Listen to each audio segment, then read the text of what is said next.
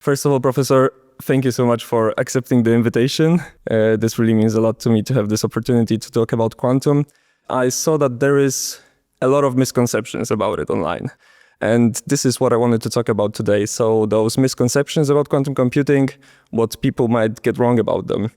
But before we get to this, we hear a lot of things like quantum entanglement, superposition, qubits when talking about quantum.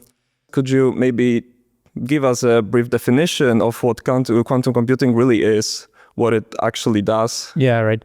Okay, yeah. First of all, thanks for the opportunity, right? It's nice to talk about these topics. Okay, of course, I cannot now give a full lecture on quantum computing, right?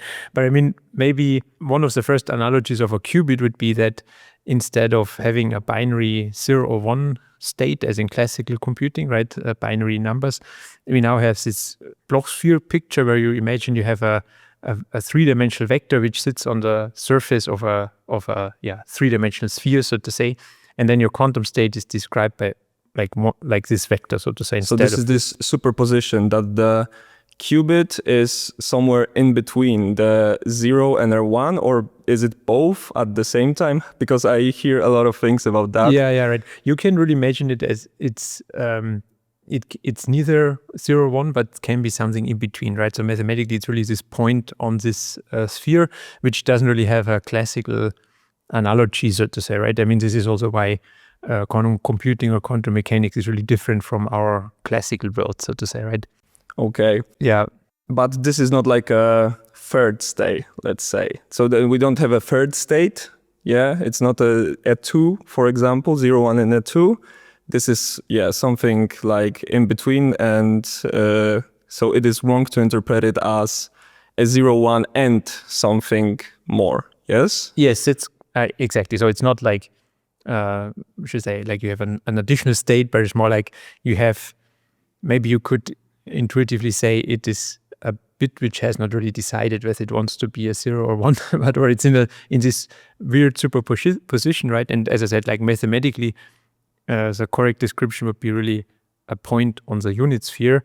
And now, one interesting thing is like if you ask the qubit, so to say, what it actually is, right? So you can do a measurement on the qubit, but this means you kind of force it in some sense to decide whether it wants to be a 0 or 1, and the 0 would mean it's pointing to the North Pole, so it's at the North Pole, and the 1 would mean it's at the South Pole. And if you do a measurement on this qubit, you kind of force it to now somehow instantaneously jump to the North Pole or to the South Pole.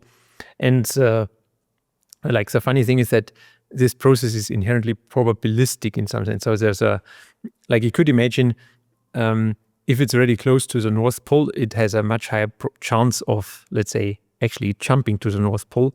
But if it sits, for example, at the equatorial line, it would just decide with a 50-50 chance whether it wants to be north or south, so to say, right? How does it actually decide? How is it possible that a photon or this quantum particle can somehow decide whether it's a 0 or a 1? Because in the end, when we do a measurement, we always get like a digit, right? A 0 or a 1, a binary result. It's not something, like a continuous number, like 0.123, something like that, right? Right. I mean, this is really, I would say, just one of the fundamental rules of quantum mechanics, right? Of course, there has also been a lot of debate about this, right? It seems a bit really counterintuitive in some sense, right? How can this be in some sense almost instantaneous, and what triggers this decision, right?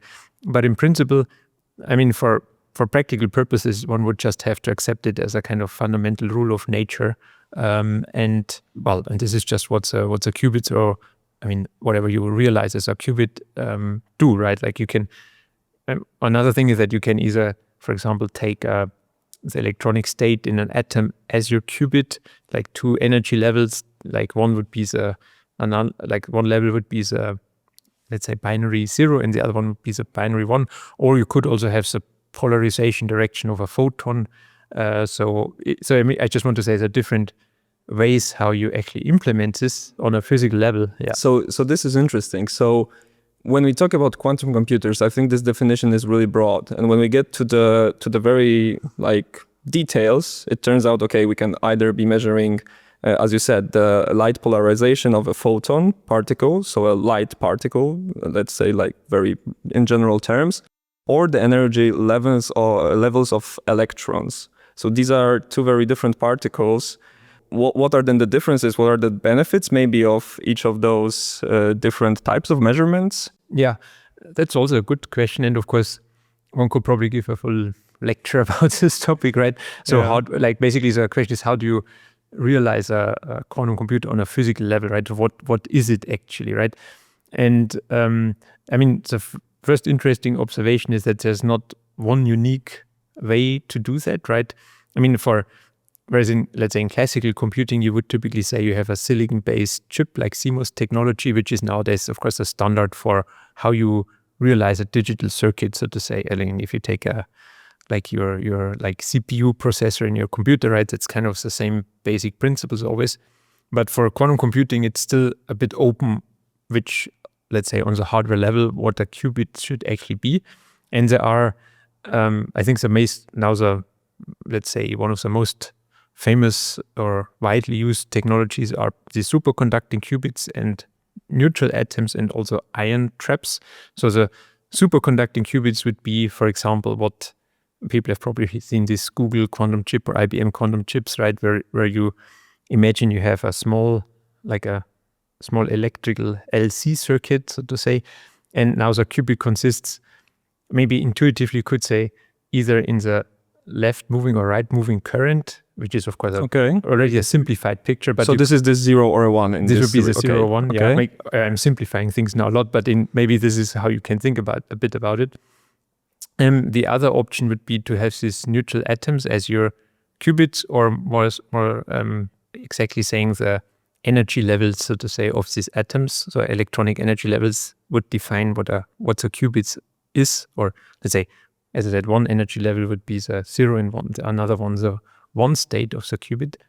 And another possibility would be ion traps, right? So you have really ionized atoms, and then you these, or the electronic level of these as a qubit, so to say. So I just want to say the different hardware realizations, how you can build a qubit in principle. Hey, just a quick intermission. If you're enjoying this video so far, it would mean a lot to me if you considered subscribing, as 98% of viewers watching my videos are still not subscribed. We're more than halfway through to the next big milestone of 100,000 subscribers. Thanks so much for supporting the channel, and now enjoy the rest of this conversation uninterrupted.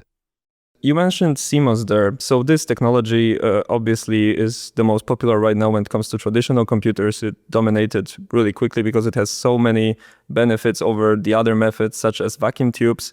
And I just want to pivot to one of those misconceptions when we were talking about this. So many people write in the comments, quantum computers are just more powerful versions of normal computers, which will eventually take over our standard CMOS technologies right now. Mm-hmm. So what do you have to say about this?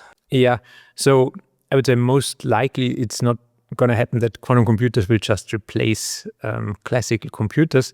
And this has a lot of fundamental reasons to it. So one is, like, maybe one misconception is that quantum computers are just faster. So it turns out, let's say, if you imagine what is the analog of a classical, let's say, floating point operation, right? This would be probably a quantum gate. So when imagine you have a quantum circuit and you can apply a quantum gate. But now these quantum gates actually take much more time compared to a flop in a classical computing sense, right? So first of all, quantum computers, you could say, are actually much slower, like orders of magnitude slower than classical computers. So the clock cycle, if you want, is much slower.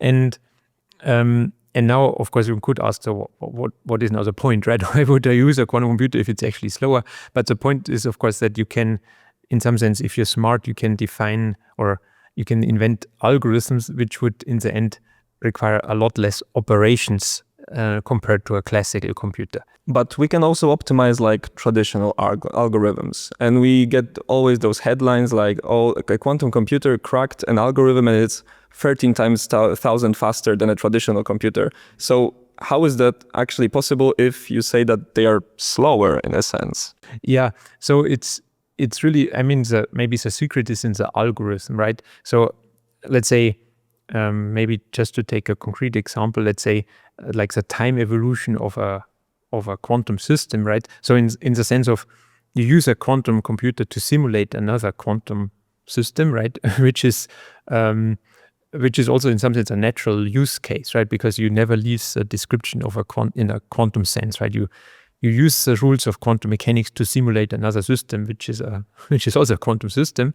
And let's say just to simulate the time evolution, you can, I mean, now it gets a bit technical, but you can use let's say a trotterization of your Hamiltonian. So you, in some sense, there's a systematic way of defining a gate sequence depending on the quantum system you want to simulate. And now let's say why this is hard on a classical computer is because you would, for example, you would just need memory resources which would scale exponentially with the number of qubits, let's say, or the number of quantum particles. Whereas let's say if you have 100 qubits, you would you could do this with a quantum chip which has 100 qubits in principle, which already exists today.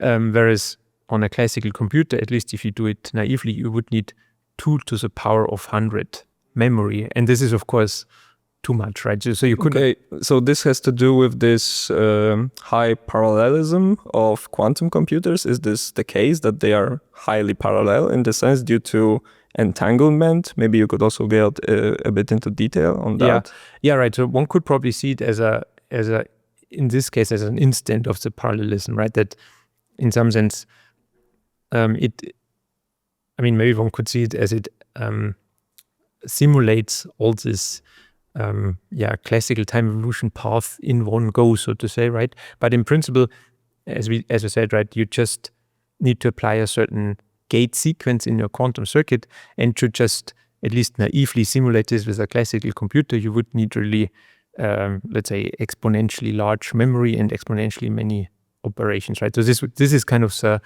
let's say an area where a quantum computer can be more powerful. But I should also say that this does not hold for a generic algorithm, right? So you cannot just take an arbitrary, let's say, method of your choice, right? Your algorithm of your choice, and then just, let's say, put it on a quantum computer and it would run exponentially faster.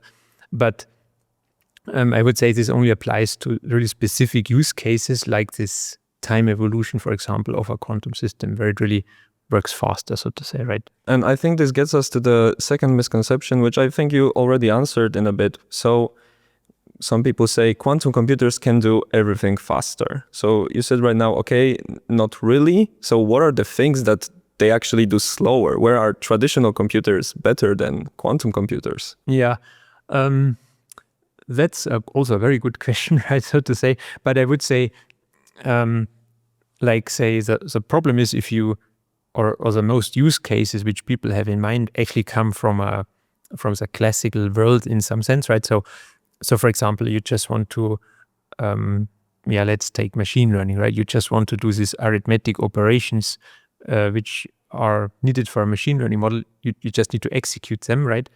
But if you would just translate, let's say, directly this arithmetic, let's say, floating point operations which you need to do onto a quantum computer, while this is possible, but then you run again into this problem that actually doing a single operation takes actually longer on a quantum computer, right? So this, what I said, this, you could say the clock rate of a quantum computer is much slower. So the only chance where a quantum computer can be faster, so to say, is when you have really an algorithm where you have a much direct way of executing it on a quantum computer, so to say, right? So you can't just literally take your classical code, run it on a quantum computer, and it will be done faster. This is not how it works, right? You have to have a use case where you just need inherently much fewer quantum gates than you would need on a classical computer. And I think this is really interesting because, so you just mentioned neural networks, right? So we go from neuron to neuron and calculate the new weights, more or less, and we get our output. And also there's this thing with quantum computers breaking encryption. So like the RSA encryption, the key exchange. And I thought this would work also more or less like a neural network. So it basically brute forces its way through the answers somehow to find the right key to decrypt the messages. But how does it work? Why are people saying that quantum is, for example, a threat to our current encryption? So I would say here one also has to distinguish a bit, which is of course, how to say, also a source of, let's say, a misconception between, let's say, the asymptotic algorithmic complexity and the real runtime, so to say, right? So what I mean is that, okay, then really the, would say, breakthrough or the finding of this Shor's algorithm is that you can write down a quantum algorithm which would solve integer factorization. So basically, decomposing essentially an integer into its prime factors, right? So if you have, which is the basis of our current encryption, more or less. Yeah, right. So if you, I mean, just a very simple example, if you take 15, write it 3 times 5. And this, of course, we can do in our head. But if I give you a, let's say, number which is as long, right, you can't do this even more. Even with classical computers, it would just take too long for very large numbers, right? And this is also the basis of these encryption systems.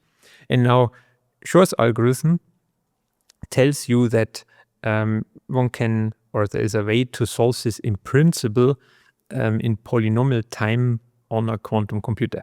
Okay, so this is, of course, needs a bit of explanation, right? What this actually means is, so polynomial time here refers to the length. So basically, it's how many digits you need or bits you need for this integer, right? For let's say the number 1,000, it would be in decimal system 4 digits, right? So 1000. And now the point is that the quantum algorithm, which one can write down theoretically, right, would just, or the runtime of this algorithm would just increase as a polynomial function of this number of digits, so to say, right? So if you have, let's say, let's take the simplest case, if this was a linear scaling algorithm, if you double your number of digits, you would just take twice as long to run, right? It's a bit more expensive, but in principle, how people understand this is that it has a benign scaling, so to say. Polynomial scaling is let's say, good, so to say. And let's say when one says it does not work well is when you don't have this polynomial scaling, but instead something like an exponential scaling, right? And now an exponential scaling would be just brute forcing our way to the exactly, yes. yeah. I mean, there are a bit smarter classical algorithms about this number field sieve, but you still you can imagine that it would just scale exponentially with the number of digits which you have. Yeah, so it's still really bad on a traditional computer. Exactly, yeah, right. At least one nice thing here is that there's no mathematical proof that there doesn't exist maybe a better algorithm. So in principle, maybe in the future, someone invents a classical algorithm which would also scale polynomially, but this is, I would say, highly unlikely, right? But you never sure it. There's not a mathematical proof for that. Okay, but anyway, so now these are all more like complexity theoretic considerations, right? So this is more like you can regard this as a generic classification scheme when we say an algorithm is efficient or not, right? So when it has this polynomial scaling, we call it efficient, and if it doesn't, we call it inefficient, so to say, right? And the reason is, as I said, like typically we just see how would it behave when we make our inputs larger and larger, right? When you have this exponential bad scaling, so to say, you quickly run into it's almost like a roadblock, right? You can't, if you just add one more digit, you would, for example, have twice the runtime, and if you need another digit, you have 4 times the runtime, and so on, right? It would just quickly escalate, so to say. Okay, but these so far are all just really complexity theoretic considerations, so to say, right? It's more like an generic classification of these algorithms, but it doesn't really tell you how long it really would take in practice, right? Because in principle, there can be large, let's say, prefactors, right? So even if you say, well, what would be a good example? If it takes, let's say, if just a linear scaling with every addition in the number of bit length, but let's say every every bit takes a month or so, right? Exactly. So this is what I had in mind. So we could have like a really fast computer running, for example, a polynomial algorithm, which is asymptotically slower than, let's say, a linear algorithm.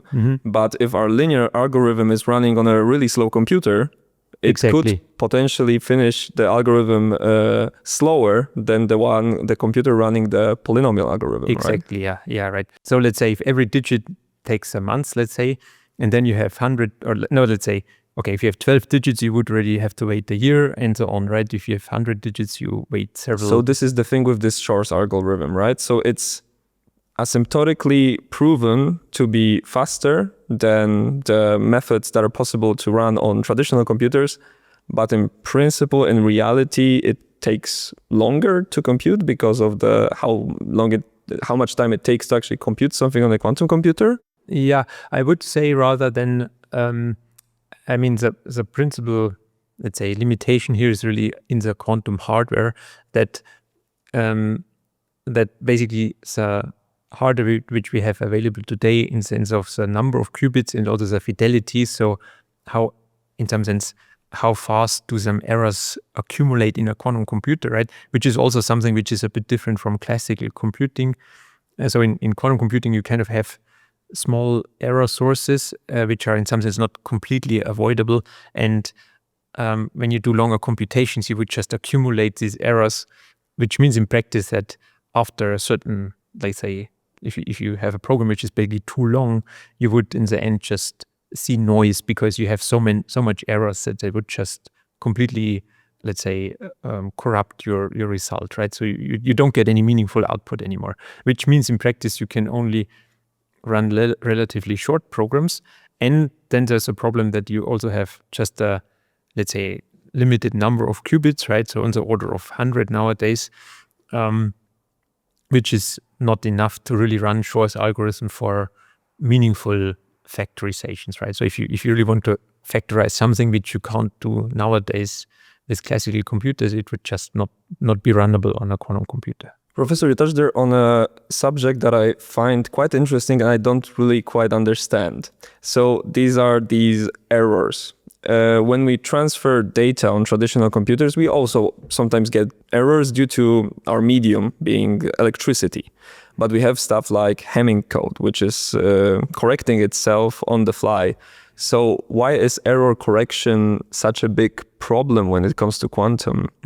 Yeah, that's a good question. And maybe one way to see it is that, let's say, how you can imagine how a quantum computer operates is still more in the analog way, so to say, right? So we had this in the beginning, we had this Bloch sphere picture where you have this point on the Bloch sphere. And this can in principle have, let's say, it's not just a binary thing, right? Either 1 or 0, but it's really continuous. A continuous, exactly, coordinate. And then what would happen let's say, in practice is that, let's say, if everything is executed perfectly, you would, for example, end up in the South Pole exactly, but due to some, let's say, smaller inconsistencies or errors which are not completely avoidable, you would, for example, end up with a slight distance away from the South Pole, let's say, right? But do those errors have to do with the actual quantum hardware or quantum like physics or like principles of quantum mechanics in itself? Or is it both, maybe? Maybe you could say both, right? Because, I mean, it depends, like, ultimately how you implement these gates or these operations which a quantum computer does, right? So, I mean, like, for example, right, if you want to apply a gate to a single qubit, you would in reality send in a laser, for example, to hit the atom, and then you can design the, let's say, laser shape and amplitude and so on to really faithfully do this operation. But it's still, in some sense, an analog operation which you do. So you will have,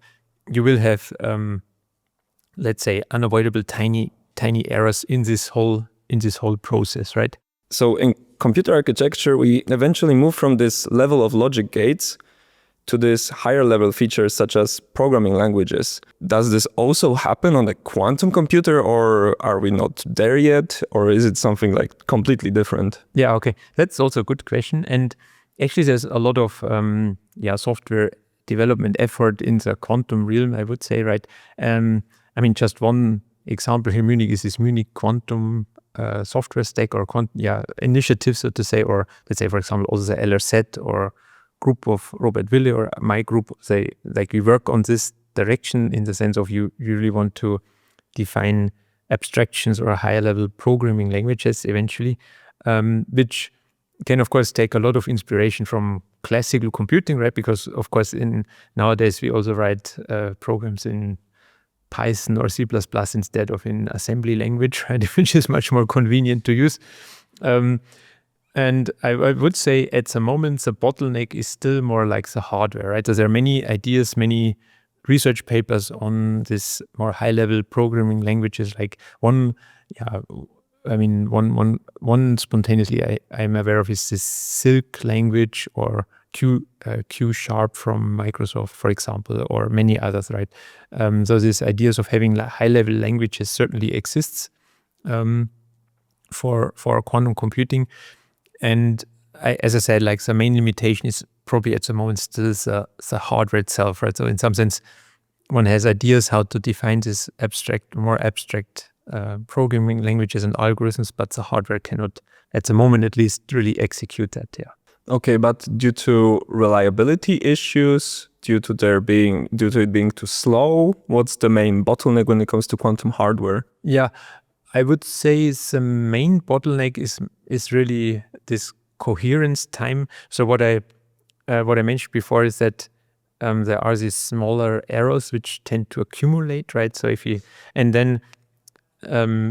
really the issue is that if you accumulate too many errors, right, in the end you get just nonsense out of it, right? So it basically one single error would still be tolerable or correctable in some sense, but if you have thousands of these tiny errors, they accumulate such that in the end you just get a, let's say, more or less random answer out of it and can't use the result anymore. And this would translate to basically to the following sense that a quantum circuit can not be arbitrary deep, so you can't have, in some sense you can't execute arbitrary long programs, but they're limited to a relatively, let's say, small number of gates. And they can still be on the order of, let's say, maybe thousands, but not millions of gates, right?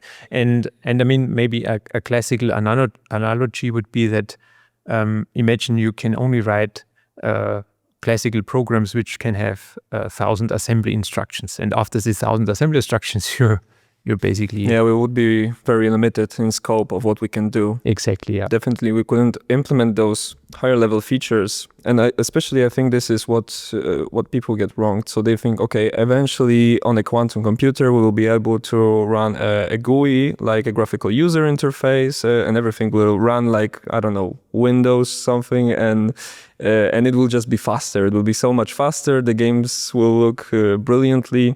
And I think this about does it in that regard that no, it's not really how it will work, but could it potentially work in a way as a module for traditional computers? So in the same way that we have like processors, CPUs, which are essentially our computer by definition, and then we have stuff like graphics cards, we have stuff like LAN cards for internet connection.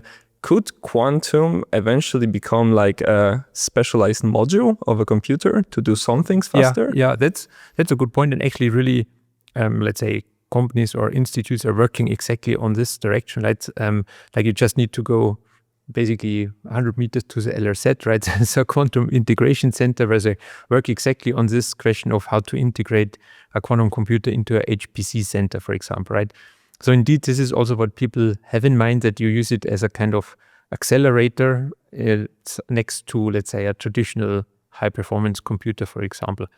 I mean, for practical reasons, you can't just really think of it as like a GPU, because a quantum computer would have a lot of additional overhead, right? If you have this superconducting qubits, you need this whole infrastructure of a fridge, basically. Yeah, which gets to almost to the absolute zero, right? Yes, exactly. Yeah, so of course you can't just, I mean, it's not, let's say, reasonable that everyone has such a thing at home, right? This is just because of the operational cost and so on, it's not realistic. But I mean, indeed, this idea that to have this as a kind of accelerator is really also what people have in mind and work on.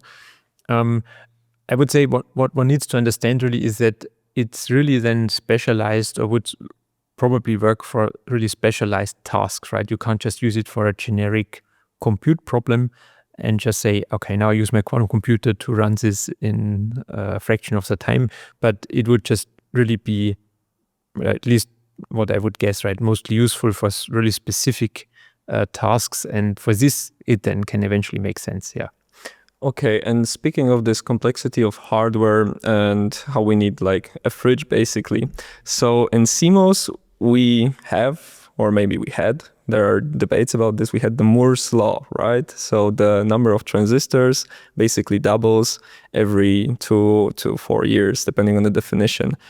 Are quantum computers also prone to some law like this, that they get faster or maybe smaller in size, or they get more qubits after some time? How does it look? Yeah, that's a good point. And I would say for quantum computing, it's probably, there's not something like really a Moore's law in this sense, at least not in the traditional classical sense. And one of the reasons is simply because of, let's say, in at least in some implementations, we are already at the fundamental limit of nature, you could say, right? So for example, in this neutral atom quantum computers, really your qubits are made out of individual atoms, right? And you can't just shrink the atom, right? It's anyway just a single atom, right? So there's no point of shrinking it, or no way to shrink it or make it somehow fit. Yeah, fit. I mean, you could, of course, what you can do is you can just add more atoms to your, let's say, to your setup. But it's probably not gonna exhibit this nice Moore's law scaling that you just every 2 years or so you double your whatever processing speed or number of qubits or something. Yes, but like I wonder what would be the priority right now. So with Moore's law, okay, the priority was we have more transistors, computers get faster, they can do more things. So, but what's the priority right now with quantum development? Is it to have more qubits? Okay, so I would say this having more qubits is of course also one goal, right? I mean, but another goal which I will also comment on is something like quantum error correction, right? But maybe first on the number of qubits, I would say this is also a nice point where you see that this Moore's law would not just work in the same way as for classical computers, right? Because as I said, you cannot just, let's say, use a smaller atom, so to say, right, with the same functionality. You really, the atom is what it is. Maybe for superconducting qubits, you could maybe make your LC circuit a bit smaller, but there are also fundamental limits how small this can actually get, right? So which means if you see this the other way around, if you want more qubits, you really need more resources, right? So you need more control electronics, you need a larger fridge, so to say, right? So it is not like in classical computers, you have the same energy consumption, but basically twice the number of transistors. No, in quantum computing, you would really need more resources to run this additional qubits, so to say, right?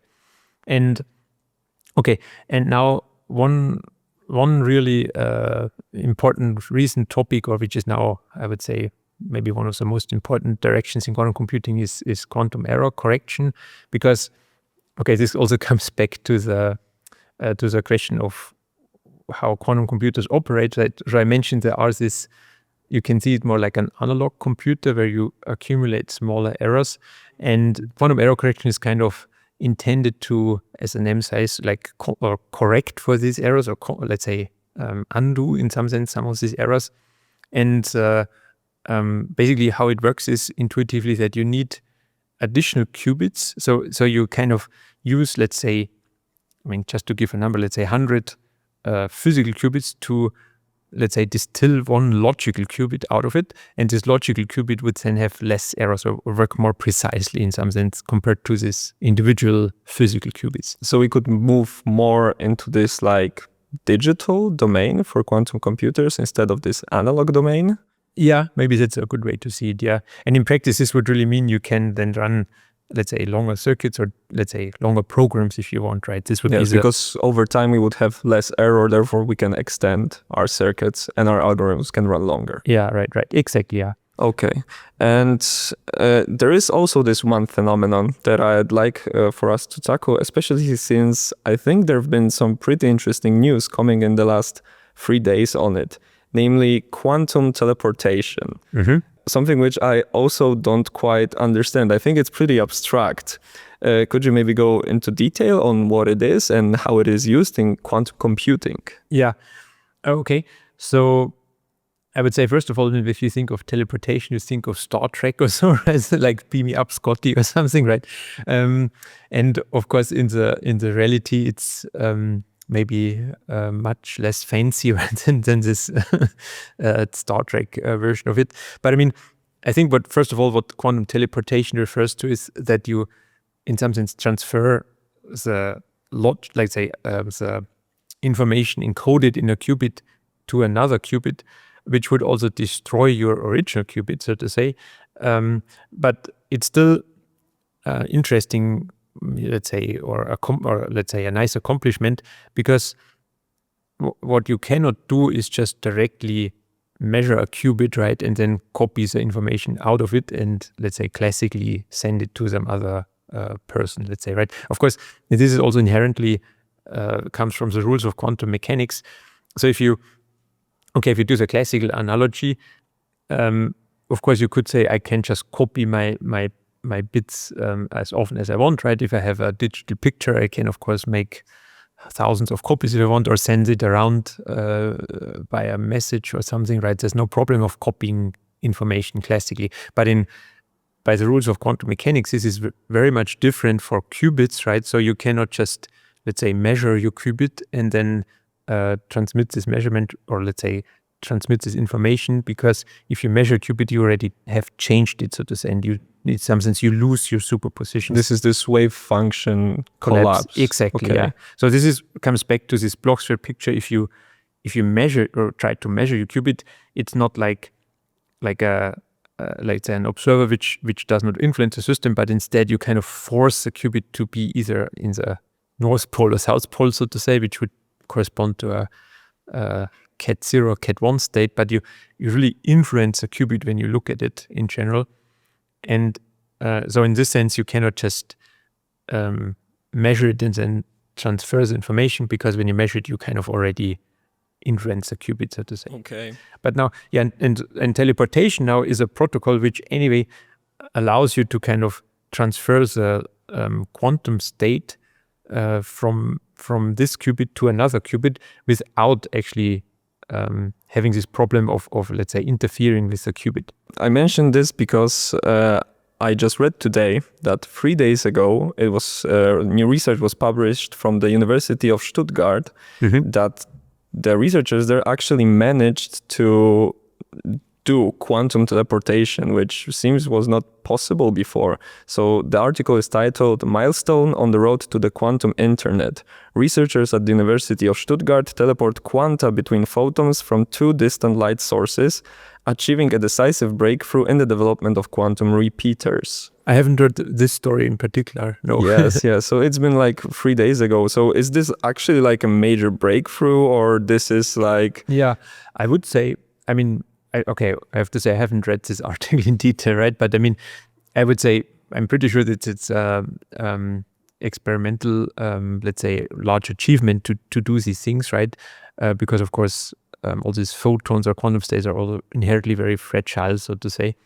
And one thing where people really want to use this teleportation for quantum computing in practice is maybe if you imagine you couple several or let's say quantum chips together, right? That you kind of want to transfer the state of one qubit from one chip to the other, and such protocol could be used for this purpose in principle, right? For, let's say, really spreading out the computation onto several chips, for example. I thought like, okay, quantum internet, so it means like some connection between like point A and point B. Yeah. From what I know so far, the biggest bottleneck in modern traditional computing is the communication. So it takes much more time to send data from memory to the arithmetic logic unit as it takes to actually work on that data. So this communication is a big problem. Would quantum potentially be a way, so this quantum teleportation phenomenon would be a way to avoid this, to actually send data like instantaneously, or how would it work then? So it would certainly not be possible to send data instantaneously, right? Because this would, let's say, if you could do that, I mean, this would lead to a lot of other, let's say, very surprising results, in the sense of, if you, like, basically in physics, there's this concept of a no faster than light communication. So this goes back to, or let's say, you can, why this makes sense is basically also by the rules of special relativity, that if you could send information faster than light, you could even send information from a different observer viewpoint backwards in time, which would lead to a lot of other more contradictions, so to say, right? So this would, of course, be, let's say, very, very weird in some sense, right? If you could send information backwards in time, right? Like a bit like Back to the Future or something, right? Which would lead to a lot of other controversies or let's say, illogical conclusions. But okay, so first of all, this is no faster than light, let's say, communication, let's say, I wouldn't say theorem, but more like generally, probably most likely accepted viewpoint that you can't do that.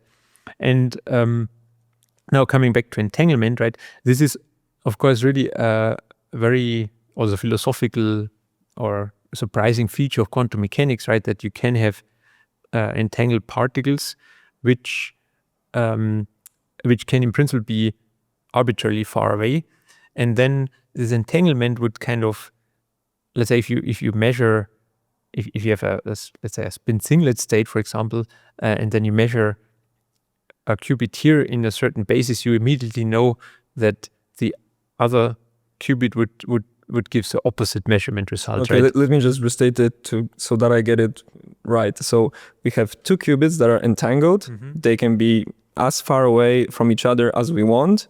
Once we measure one qubit, so we do this wave function collapse, and let's say we get a 1, we're certain that the other qubit is also a 1.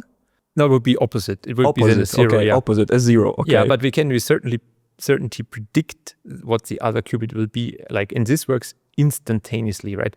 So this is a very, I would say, intriguing property of quantum mechanics, right? It also has, I mean, actually also interesting history, right? So there was this EPR paper from 1935. So EPR stands for Einstein, Podolsky, Rosen, and this was really the Albert Einstein, right? And then they had distilled this weirdness of this observation, right, into a more like a research paper where they ask, is quantum mechanics really complete, right? So what they imagined is that there should be some a so-called hidden variable theory, which is this thought that somehow, I mean, they didn't say that quantum mechanics is wrong. They just imagined that there should be additional information, so a more fundamental theory in some sense, which would tell or predict these measurement outcomes beforehand, right? So somehow the idea was that there's more to a qubit than what quantum mechanics tells us at the moment, so to say, right? In short summary. And now later on, and this was this famous Bell inequality, right? There was a Bell kind of came up with an experimental test where you could basically distinguish between such hidden variable theories in the sense of what Einstein, Podolsky, Rosen had in mind, and really the predictions of quantum mechanics. And you, like, the nice thing is that you can really, let's say, experimentally distinguish between these two scenarios. And this was then now in just, what was it, 1 or 2 years ago, like a Nobel Prize in physics, right, for these Bell inequalities, right? Like Anton Zeiling and others really received the Nobel Prize for that, for kind of experimentally implementing these protocols, right, which would kind of distinguish between the two cases. And the outcome was that in some sense quantum mechanics is right and EPR was wrong, like in a more short summary. So in the sense of it would basically rule out such hidden variable theories by really experimentally testing that in a lab. But going back to that quantum entanglement and that teleportation, so if we cannot send information faster than speed of light due to general relativity theory, if I understood it correctly, so then how is it possible that we basically obtain information due to this quantum teleportation? Once we measure some qubit, we know the other value of the entangled qubit instantaneously. Yeah. Okay. How does this not break? How does this fit together? Yeah. Exactly. Right. So in this teleportation protocol, of course, that's a very good question. You still need to send classical information in addition, so to say. So you basically do some. We just discussed this in our lecture actually. So you really do some quantum protocol which you can write down as applying certain quantum gates and certain measurements. So this is of course a well-known protocol, but for this whole thing to work, you also need to send some classical data. And then you would again hit this barrier of no faster than light communication, because as far as we know, we can't send classical information faster than light, so to say, right? And this is, it's of course very intriguing, right? Because somehow these distant entangled qubits are influencing each other in some way. But interestingly, you can't use it to send information faster than light. So basically, as I said, like if you measure this qubit to point in this direction, let's say, then you immediately know that the other qubit would point in this other direction, opposite direction, if you stay in this Bloch sphere picture. But the point is, you don't know your measurement outcome beforehand. So you basically have a 50-50 chance if you measure here to get this result or this result. And in this way, you can't send information to the other party. Okay. Thank you so much, Professor. This was a really interesting discussion. Thank you so much for accepting the invitation to talk with me. And to my viewers, this was Professor Christian Mendl. Thank you so much, Professor. Yeah, thanks likewise for having the opportunity. And it's always nice to discuss these topics. Yeah.